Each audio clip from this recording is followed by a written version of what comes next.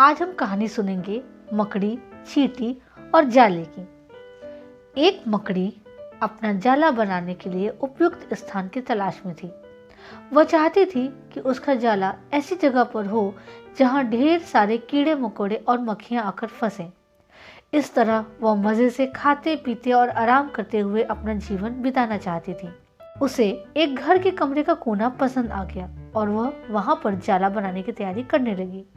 उसने जाला बुनना शुरू ही किया था कि वहां से गुजर रही एक बिल्ली ने उसे देखा और जोर जोर से हंसने लगी। मकड़ी ने जब बिल्ली से उसके हंसने का कारण पूछा तो बिल्ली बोली, मैं तो तुम्हारी बेवकूफी पर हंस रही हूँ। तुम्हें दिखाई नहीं पड़ता यह स्थान कितना साफ सुथरा है। यहाँ न कीड़े मकोड़े हैं न ही मक्खियाँ। तुम्हारे जाले में फंसेगा कौन?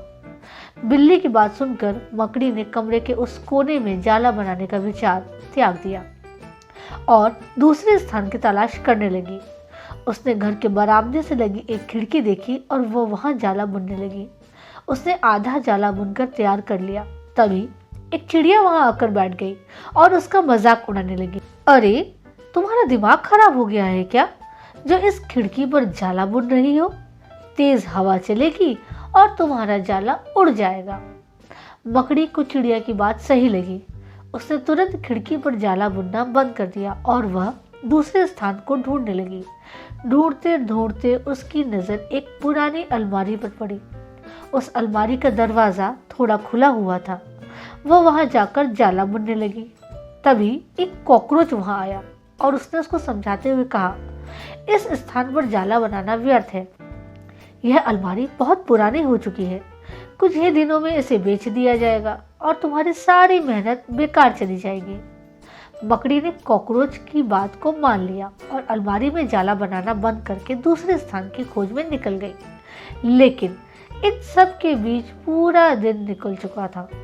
वह थक गई थी और भूख प्यास से उसका हाल बेहाल हो चुका था। अब उसमें इतनी हिम्मत नहीं थी कि वह जाला बना सके। थक हार कर वह एक स्थान पर बैठ गई। तभी वहां एक चींटी आई। थकी हारी मकड़ी को देख चींटी बोली, मैं तुम्हें सुबह से देख रही हूँ। तुम जाला बुनना शुरू करती हो और दूसरों की बातों में आकर उसे अधूरा छोड़ देती हो। जो भी दूसरों की बातों में आते हैं उसका तुम्हारे जैसा ही हाल होता है। चींटी की बात सुनकर मकड़ी को अपनी गलती का एहसास हुआ और वह पछताने लगी। इस कहानी से हमें यह सीख मिलती है कि अक्सर ऐसा होता है कि हम नया काम शुरू तो करते हैं पर नकारात्मक लोग आकर हमें हद उत्साहित करने लगते हैं। वे भविष्य की परेशानियों को और समस्याओं को गिनाकर हमारा हौसला तोड़ने की कोशिश करते हैं। कई बार हम उनकी बातों में आकर अपना काम उस स्थिति में छोड़ देते हैं कि जब वह पूरा होने की कगार पर होता है और बाद में समय निकल जाने पर हम सिर्फ पछता ही पाते हैं।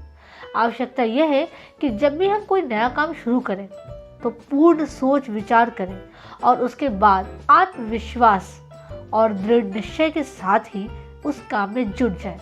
काम अवश्य पूरा होगा। जीवन में सफलता प्राप्त करनी है तो लक्ष्य के प्रति ऐसा ही दृष्टिकोण रखना चाहिए और कभी भी किसी भी बातों में आकर अपने काम को बीच में अधूरा नहीं छोड़ना चाहिए। आपको सफलता जरूर मिलेगी।